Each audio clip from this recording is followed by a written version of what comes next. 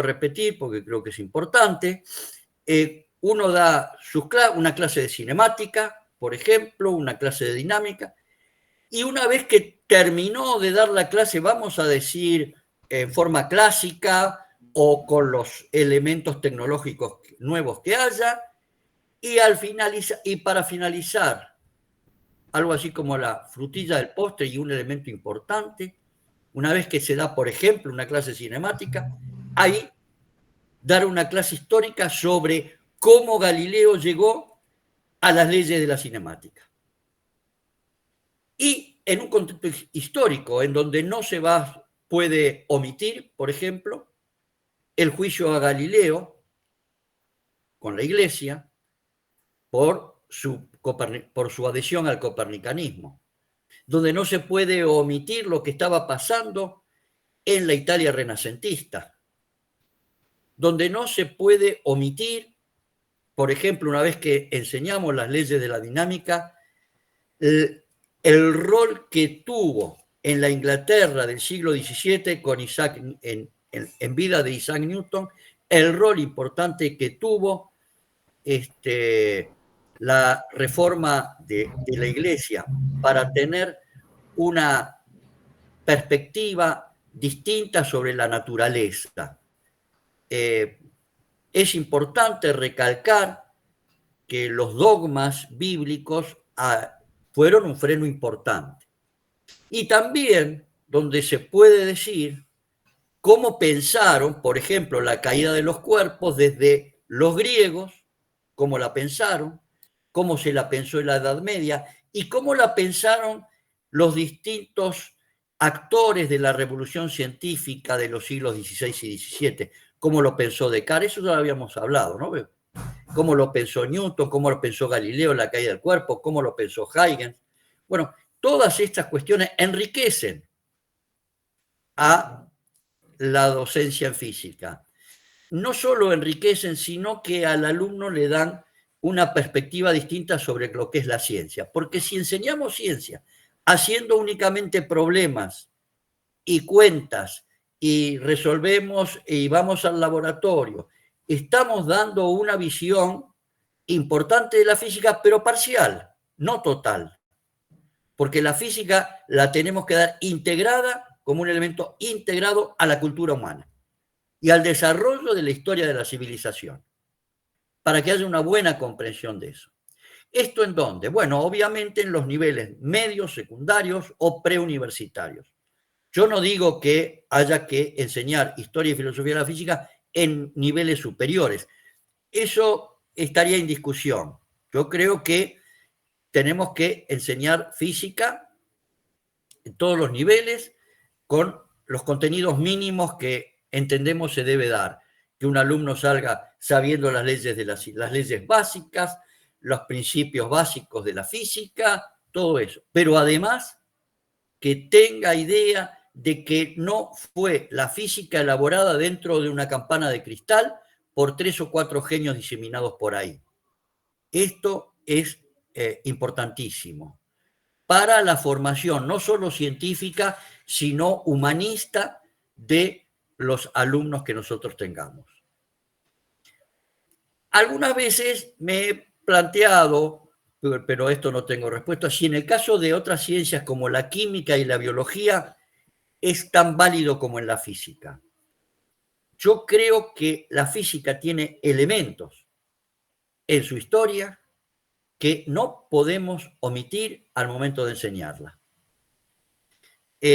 Ahora, quizás la química o la biología sean cuestiones, digamos, más técnicas o tienen una historia más acotada, pero en física es riquísima la historia y la filosofía, que en definitiva, la filosofía, epistemología de la física, es la manera en que nosotros vemos el mundo.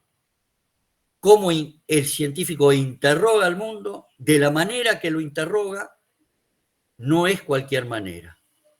No es la manera que interroga al mundo un monje lama o la manera que interroga al mundo una cultura de otra, digamos, orientales, por ejemplo.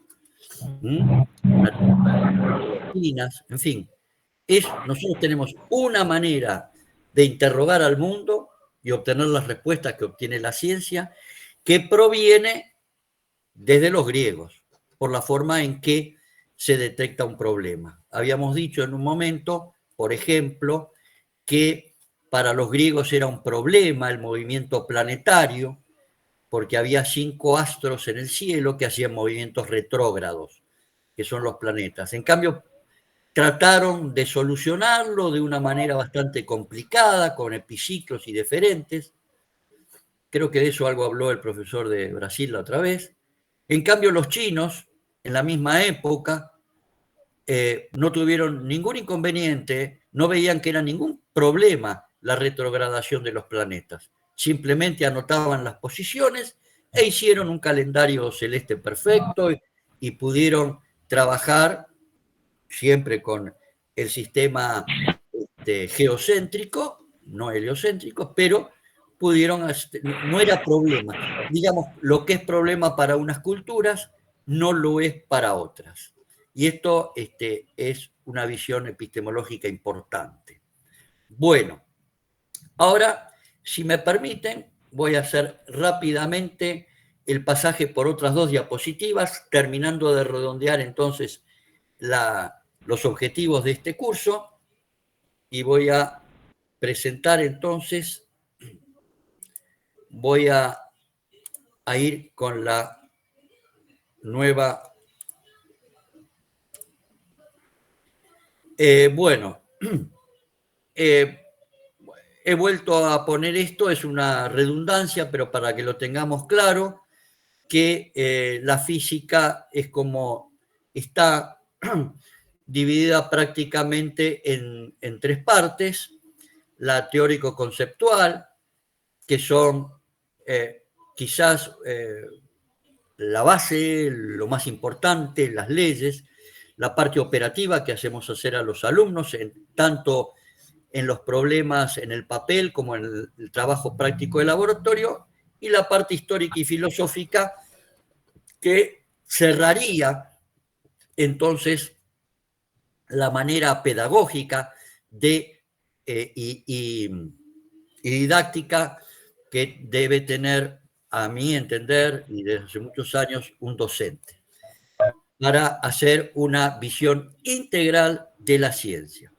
La ciencia en general, si uno le pregunta a cualquier alumno o cualquier persona, la ve siempre como apartada de la sociedad, como hecha por gente que está trabajando en un laboratorio, gente que incluso tiene una capacidad superior al resto para entender, y resulta que, si bien esto no es totalmente falso, pero no es toda la verdad.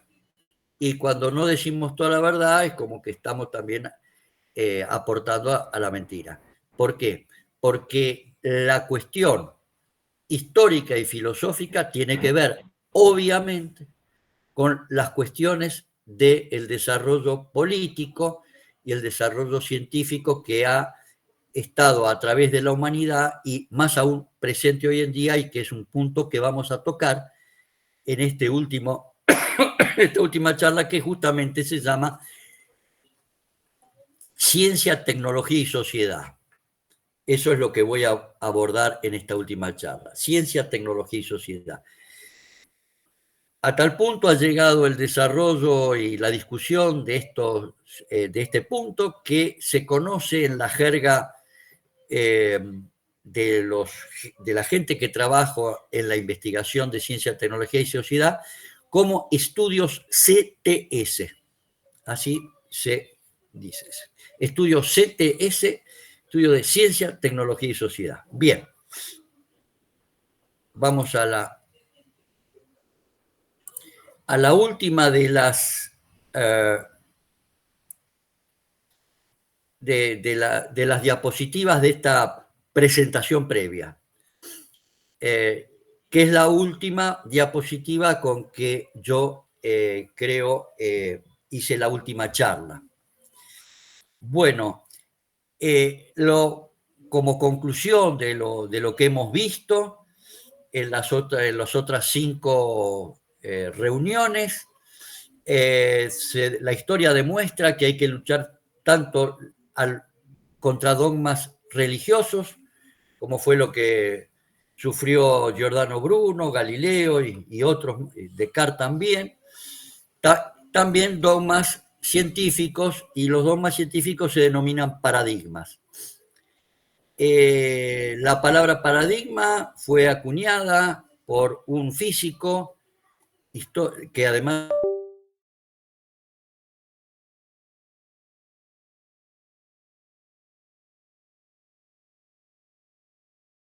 su libro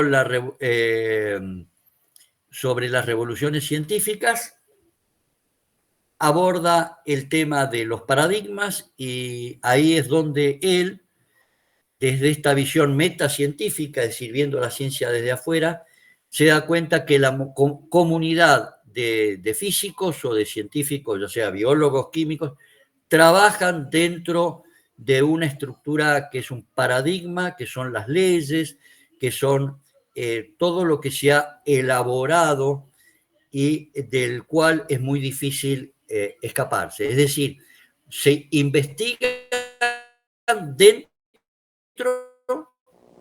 de la física que se ha construido hasta este momento.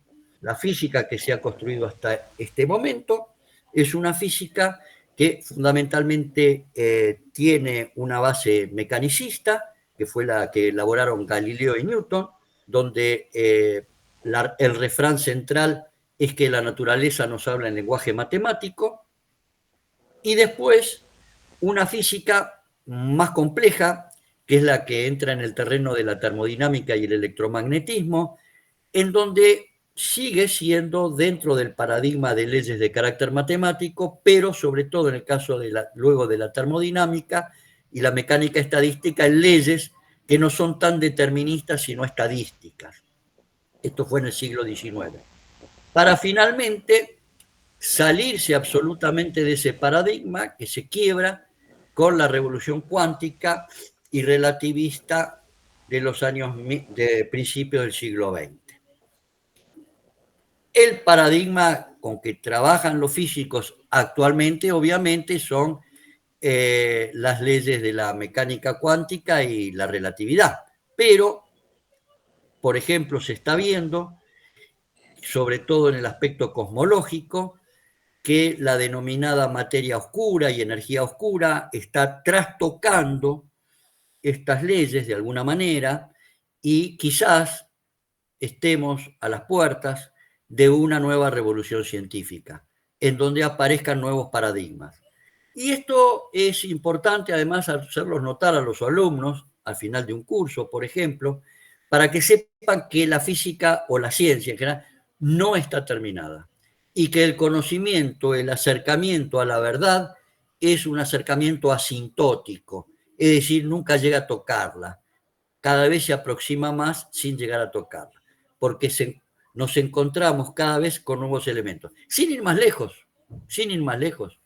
Si ustedes ayer estuvieron en Google viendo las últimas noticias, bueno, encontraron que hay un sensor, fue en México, creo, en el Golfo de México, lo vuelvo a repetir, Golfo de México, que encontró, digamos, se hace lo que se llama física teórica en cuanto a la detección de neutrinos y detección de rayos cósmicos. Y se encuentra que hay muy pocos rayos cósmicos que son de ultra alta energía, que todavía no se sabe bien de dónde provienen y por qué tienen tanta energía. Y ayer, por lo menos la noticia salió ayer, encontraron un neutrino, es un elemento que prácticamente tiene masa cero, se puede considerar, de una energía ultra alta que realmente... En el Mediterráneo, Tito. ¿Ah, fue el Mediterráneo? Bueno, gracias. No sé por qué. Nada. Bueno, tengo la confusión. Creía que era en México. Bueno, no importa. No, está bien. Y entonces, acá los científicos están todavía absortos. Dicen, ¿qué pasó? ¿Cómo puede ser? ¿De dónde viene? Es decir, que la naturaleza constantemente está desafiando a la ciencia. Y es importante decir, sobre todo a los alumnos, que la ciencia no está terminada.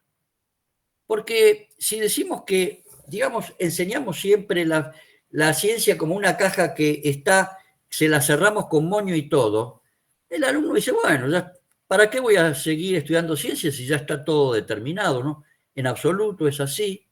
Y por suerte, en este caso, las redes sirven para tenernos anoticiados rápidamente y encontrar que cada vez hay nuevas partículas, que hay nuevas cuestiones, energías extrañas que no puede todavía la ciencia determinar en absoluto. De la misma manera sucede en la química y de la misma, quizás más todavía, en el ámbito de la biología. Bueno, lo segundo, que la evolución del conocimiento del mundo es una evolución del chico, como del conocimiento del chico al adulto. Esto es importante saberlo, porque cuando nosotros recibimos a un adolescente a nuestras primeras clases de física, vamos a suponer un adolescente que tiene 15, 16 años, ese adolescente es un aristotélico. Porque si nosotros le preguntamos si es la Tierra la que gira alrededor del Sol o al revés, nos va a contestar que sí, que es la Tierra la que gira, pero no puede darles ningún elemento. Y hasta yo muchas veces hago el chiste chiste de alguna manera, me pongo serio y digo, pero si yo lo que veo es otra cosa. A ver, explíquenmelo. Y se los dejo. Digo, no, es absurdo. Todo lo que le dijeron está mal. Y se los dejo para la próxima clase para que lo averigüen, porque, claro, pero les meto un cimbronazo, porque la naturaleza se me presenta distinta a como se la enseñaron hasta ahora. Esto es muy importante. Esto es una, bueno, ahí sí es una cuestión didáctica que creo que es de importancia. Bueno, también hay que hacerles ver que la búsqueda del conocimiento ha sido una aventura y que el conocimiento es importante porque no solo es bello, sino que se tiene poder. Y para que los que vean ellos que cuando lo que se denomina un primer mundo es justamente aquellos que tienen la ciencia más avanzada. Entonces, que hay una conexión absolutamente hermanada entre la ciencia y la tecnología. Siempre decir que no hay tecnología sin ciencia. Puede haber técnica sin ciencia. Es decir, una puerta es un elemento de una técnica, no necesite ciencia para hacer una rueda o para hacer un martillo o para hacer una caña de pescar. Sin embargo, para hacer un teléfono celular, es un elemento tecnológico, porque no se puede hacer un teléfono celular sin haber estado previamente dadas las leyes del electromagnetismo y previamente a las del electromagnetismo las de la dinámica y la cinemática. Es decir, la tecnología es una tecnociencia en realidad, ¿no? No hay tecnología sin ciencia previa. Bueno, y que persisten las preguntas, como decíamos recién, aparecen nuevos elementos, y cada época y cada cultura elabora sus respuestas, y nosotros elaboramos las respuestas que nos ha dado fundamentalmente una cultura greco-romana, en donde la importancia de preguntarse el por qué sin atribuírselo a ningún ente metafísico, a ninguna divinidad, a ningún dios, sino tratando de resolver los porqués de una manera que es la manera en que se hace ciencia generalmente en todo el mundo. Pero todo esto está, como van a ver ustedes, un poco afectado también, porque la ciencia tiene que luchar no solo contra dogmas religiosos, científicos, algunas veces políticos, sino que hay un avance últimamente de lo que se llama el campo irracional. Hay un avance de lo que se llama la anticiencia. Esto lo tocó muy bien un conocido de Jorge Luis Contreras, que es Gerald Holton. y que hizo un trabajo sobre la denominada avance de la anticiencia, es decir, movimientos que están en contra de la ciencia. Que incluso lo hemos visto, ¿no? Porque hay muchos que se oponían a darse las vacunas por estar en contra de la ciencia, de la pandemia, etc. Bueno, vamos a pasar entonces a la primera de las pocas diapositivas que tengo acá con el tema ciencia, tecnología y sociedad, que es esta que ahora les comparto. Bueno, primero de todo, quiero recalcar, es importante que siempre se le diga a los alumnos que hubo una revolución científica importante a partir de Copérnico, ¿no? Y que esa revolución científica de los siglos XVI y XVII marcó una bisagra no en la ciencia, en la historia de la humanidad, porque por lo siguiente que vamos a ver ahora. En el siglo XVIII, a mediados del siglo XVIII, aparece la máquina de vapor. La máquina de vapor que aparece en el siglo XVIII, en Inglaterra sobre todo, James Watt, por ejemplo, y otros, ¿no? Desarrollan máquinas de vapor muy primitivas, pero que con muy baja eficiencia, pero se dieron cuenta que podían usar la fuerza del vapor para mover telares, para mover máquinas que podían extraer el agua de las minas subterráneas, en fin, que se podía con esas máquinas primitivas y de baja eficiencia, sin embargo, hacer algo muy importante que terminó denominándose la primera revolución técnica. La primera revolución, industrial. La primera revolución industrial en Inglaterra a mediados del siglo XVIII. ¿Qué trajo aparejado esto? Trajo aparejado que en Inglaterra se desarrollen los talleres textiles con máquinas de vapor, de tejer accionadas por máquinas de vapor, y esto le dio una ventaja muy grande a Inglaterra. Tal es así que su producción, al aumentar tanto, necesitaron colocar esas telas y, digamos, toda esa técnica textil, necesitaron exportarla, abrir mercados, que fue por las buenas o bien sabemos también por las malas. Y ahí empezó el imperialismo inglés, tratando de colocar sus productos que le sobraban en otras áreas. Para que ustedes tengan una idea, acá en la Argentina nosotros tuvimos 2 invasiones inglesas a principios del siglo XIX y era ese expansionismo británico debido justamente a la aparición de la máquina de vapor que hacía que tengan una cantidad de elementos que les sobraban para exportar y colocar en otros lugares. Y entonces tuvieron que enfrentarse al imperialismo español. Bueno, esta revolución industrial no tuvo elementos científicos, digamos así. En esta primera revolución industrial, donde ya estaban dadas las leyes de la cinemática y la dinámica, no aparecían estas leyes como aplicadas.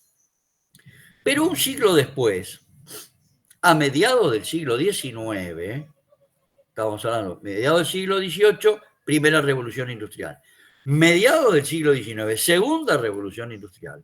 Es una revolución tecnológica, porque aparece el motor eléctrico por las leyes de Faraday y de inducción, porque aparece una mejora sustancial en las máquinas de vapor gracias a las leyes de la termodinámica, y aparece la industria química gracias a las primeras leyes de Lavoisier, de Dalton y demás, porque también al siglo XIX se le conoce como el siglo de la gran y extendida revolución química. La revolución química en general se da a partir de Lavoisier, fines del XVIII, es decir, durante todo el siglo XIX, donde hacia el final aparece ya Mendeleev, y donde durante la que se llama la larga revolución química en el siglo XIX, el siglo de oro de la química, por los historiadores de la química. Y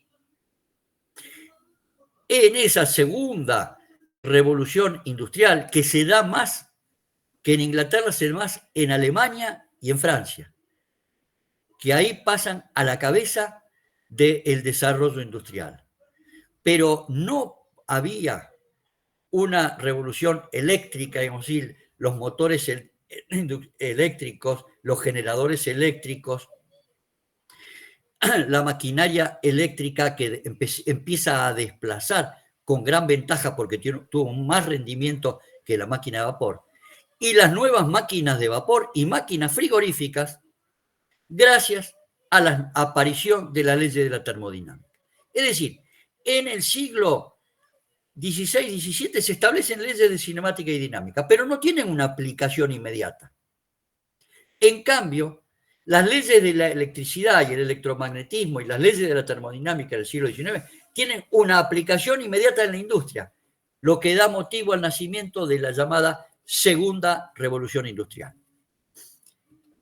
Hay, para los historiadores de la ciencia, una tercera revolución, en este caso tecnológico, que es la informática, que se da a partir del final de la Segunda Guerra Mundial. Estamos hablando de la aparición de la informática a partir de la década del 50. Bien. Algunos hablan también de una nueva revolución, pero que ya no es las características. Fue rápidamente desechada esta idea de que por la tecnología nuclear había una nueva... No. La tecnología nuclear fue por la nueva revolución científica que se da a principios del siglo XIX con la cuántica y la relatividad. Pero revolución tecnológica, no científica, como tercera fase, es la que se está dando y que somos partícipes en la actualidad con los desarrollos de la informática y de las comunicaciones, sobre todo. Bueno, ¿qué quiero decir con esto? Quiero decir con esto que a partir del siglo XIX se ve la gran importancia que tiene la ciencia en el desarrollo de la industria, en el desarrollo de un país. Pero cuando hay un desarrollo de la industria, aparece una nueva clase social que fue hacia fines del siglo XVIII, digamos, fundamentalmente en el siglo XIX, que es el proletariado. Es decir, gente del campo que viene a las ciudades porque se necesita mano de obra. Y se empieza a necesitar mano de obra especializada en muchos casos.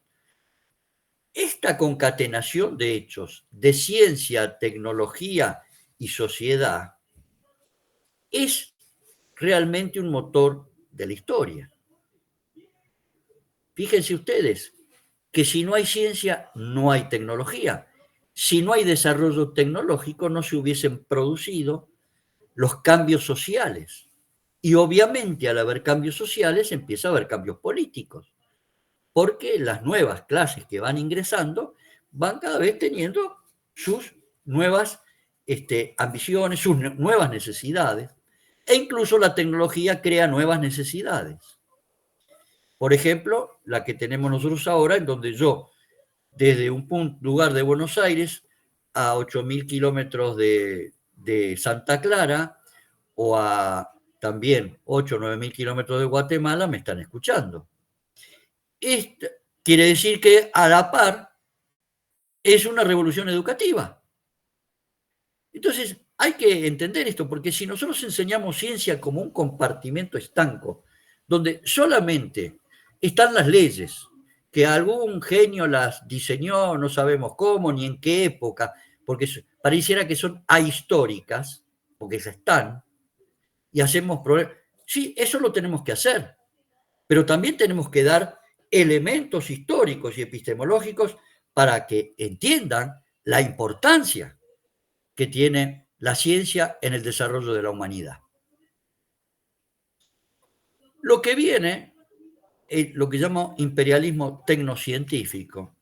Es lo que un profesor que yo conocí en la Universidad de Buenos Aires, Oscar Barsaski, hizo un pequeño librito que se llama Ciencia Política y Cientificismo.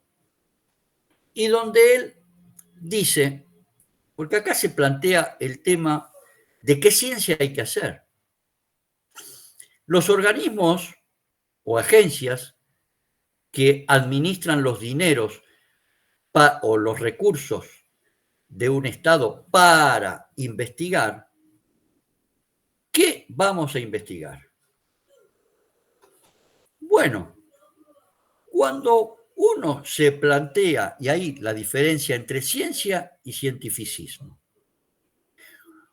cuando uno plantea qué es lo que voy a investigar, siempre y cuando estoy presionado porque voy a necesitar que me den recursos. Por ejemplo, digo, bueno, yo le digo en este caso en Argentina se llama CONICET, el Consejo Nacional de Ciencia y Técnica, que es el que distribuye los recursos a los científicos para investigar.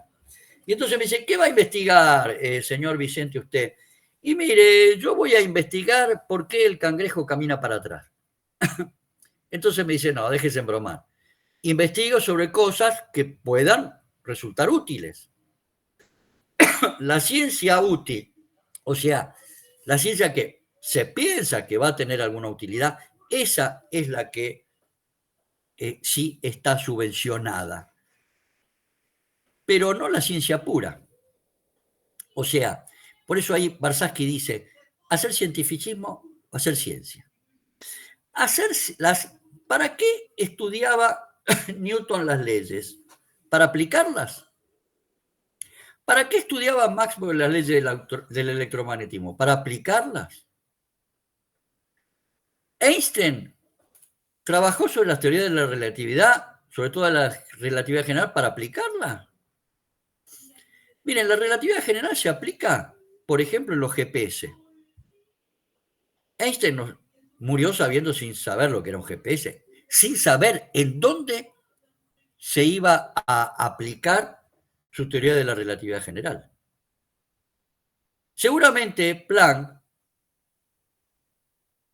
no digo Heisenberg porque murió en 1976 Heisenberg, pero Planck, que murió en 1947, nunca supo, capaz que ni siquiera tuvo la más remota idea hasta dónde iba a llegar el desarrollo del cuanto de energía. ¿Por qué?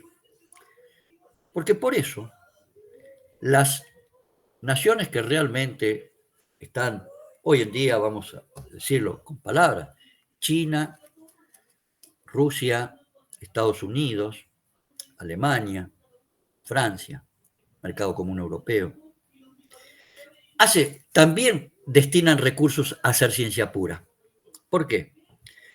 Porque saben esto de que las leyes de la física que no tienen una aplicación inmediata y quizás lo que se estudia en forma pura quizás no tenga ninguna aplicación, pero el día que tenga una aplicación, quien tenga el conocimiento tiene el poder. Entonces, estas cuestiones no son menores para darles en una charla a nuestros alumnos, cuando después de dar, o sea, intercalar una charla de ciencia y tecnología sociedad en una clase de química, en una clase de ciencia, de física, de biología. No está de más. No está de más decir la correlación histórico-política que hay en el desarrollo de la ciencia. Esto por un lado. Y ahora pasamos a lo otro, que esto sí va a requerir del docente tener que leer, tener que informarse, porque hay todo un movimiento anticiencia. ¿Por qué? Porque hay un cambio climático, hay contaminación ambiental. ¿Y a quién le debemos que haya un cambio climático, contaminación ambiental? Obviamente son las políticas de los países más desarrollados que producen mucho más monóxido de carbono y justamente hacen agujeros de ozono en los lugares. La contaminación que se produce en el hemisferio norte la estamos sufriendo después en el hemisferio sur nosotros. Acá en la Argentina, esto lo sabe Remo y el ingeniero amigo de Remo, tenemos unos incendios en la Patagonia como nunca había habido antes. Nosotros tenemos el río de la Plata, donde yo de chico tomaba el agua, absolutamente contaminado. Entonces, también tenemos redes de alta tensión y transformadores cerca de lugares poblados y en donde aparecen, por ejemplo, cáncer de piel debido a estar expuestos a una radiación electromagnética muy fuerte y muy cercana. Hay pobladores en áreas agrícolas que sus aguas están contaminadas e incluso los alimentos por el uso de glifosatos en la fertilización de alimentos para que haya más producción, etcétera, etcétera. Entonces, por esto, muchos dicen, el mundo está en peligro por la ciencia. Y el tema, y lo que dice Balzasky es, muchos dicen, como hay varias posiciones, ¿no? Algunos dicen, bueno, dejemos de hacer ciencia y volvamos a la Edad Media.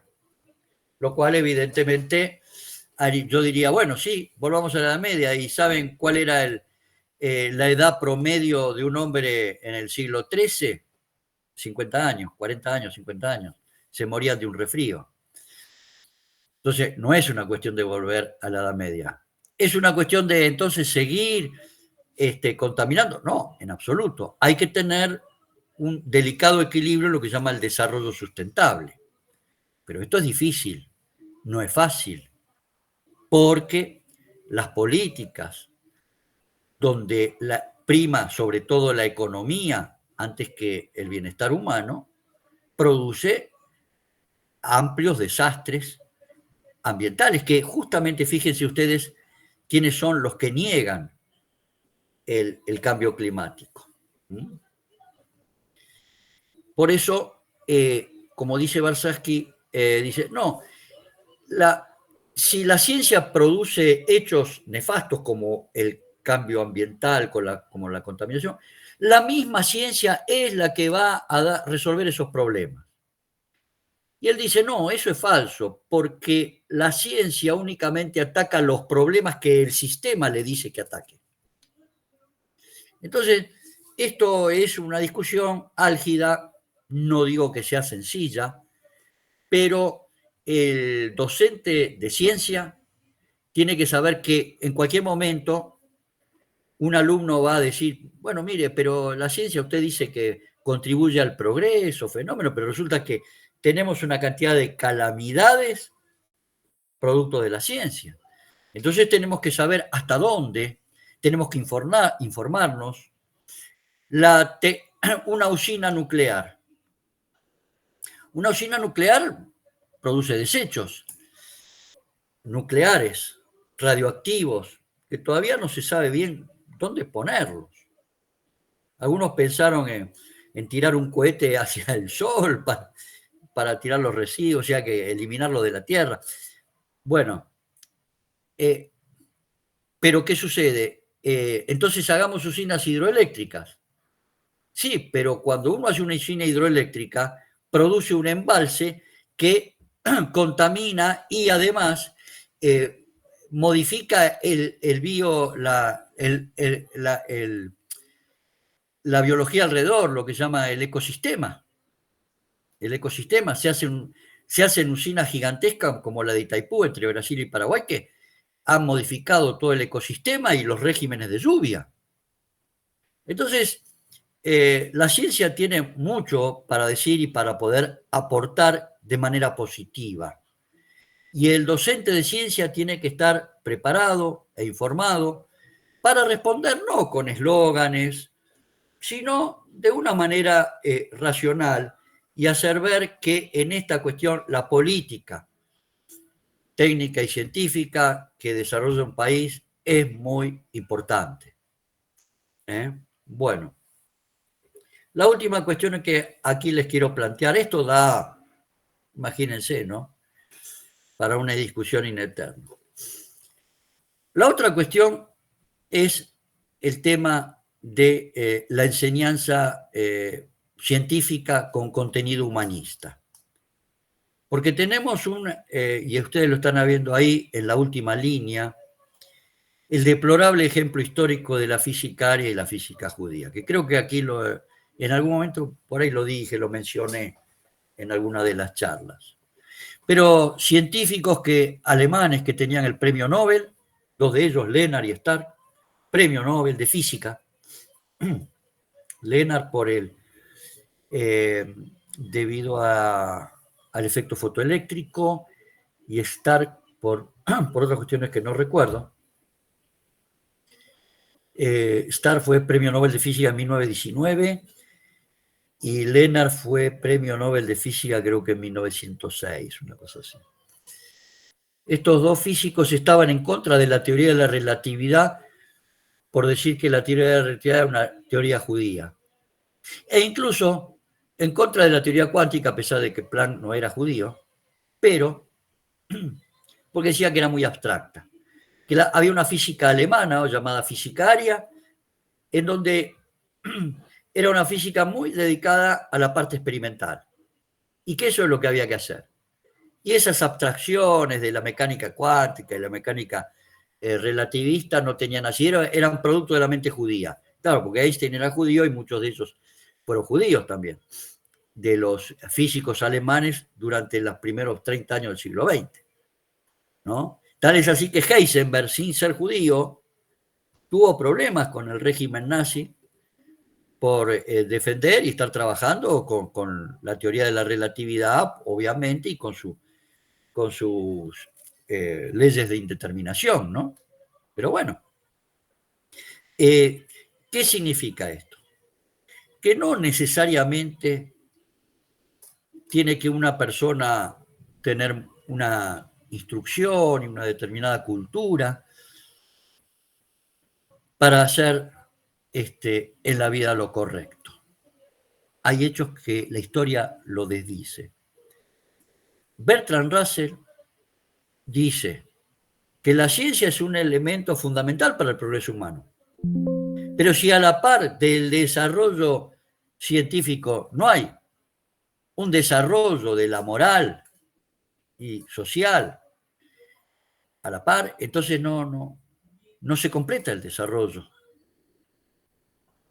En un libro de Bertrand Russell, posterior a la Segunda Guerra Mundial, que se llama La perspectiva científica, dice que la ciencia da elementos para el progreso humano, pero no simplemente alguien que tenga conocimiento es sabio. Y hay una diferencia, y él hace la diferencia, algo que me gusta mucho. Sabiduría es tener claro los fines justos en la vida, tener claro cuáles son las causas justas. Eso es sabiduría. Uno puede tener muchísimo conocimiento. Uno puede ser un ingeniero, un físico con muchísimo conocimiento, como lo eran Lennart y Stark, que recibieron el premio Nobel. Y eran adherentes a ultranza al régimen nazi que provocó el Holocausto y uno de los mayores dramas de la humanidad. Yo siempre les digo a mis alumnos, los que quieran, los que vayan a estudiar ciencia, que no hay ciencia, como me dijo el doctor Sadowski, nos dijo en la Facultad de Ciencias Exactas cuando ingresé, que no hay ciencia sin conciencia. Esto es importante. Debemos estar preparados como docentes para que los alumnos en cualquier momento nos hagan este planteo y por lo tanto creo que tendríamos que nosotros hacer el planteo primero y darle alguna bibliografía, elementos para que estudien y para que se concentren en estas cuestiones del progreso científico y las causas que puede acarrear, digamos, tanto a favor como en contra. Y creo que siempre va a haber en todo actuar algo que pese negativamente, pero que es mucho más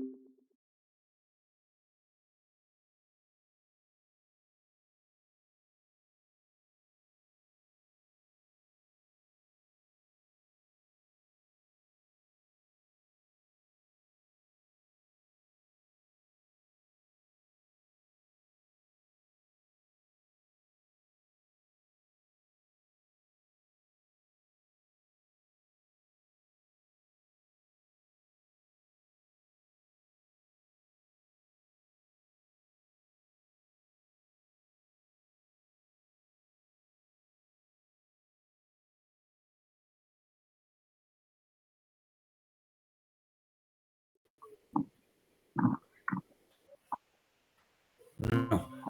Bueno, pero tenés, Giovanni Sánchez, tenés el micrófono, lo mismo que Andrés Tellería, tienen el micrófono abierto, si por favor lo cierran, porque si no hay